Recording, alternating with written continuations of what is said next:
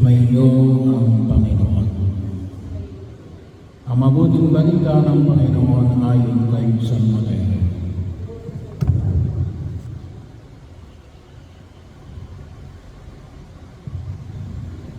Habang bumaba sila sa bundok, tinanong si Jesus ng mga lakad, bakit po sinasabi ng mga eskriba na dapat munang pumalito si Elias?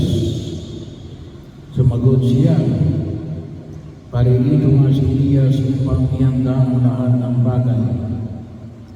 Sinasabi ko sa inyo na pumalito na si Elias, ngunit hindi siya nakilala ng mga tao. At kanilang ginawa sa kanya ang gusto nila. Gayun din naman, pahihirapan nila ang anak ng tao at maunawaan ng mga alagad na si Juan Bautista ang tinutukoy niya.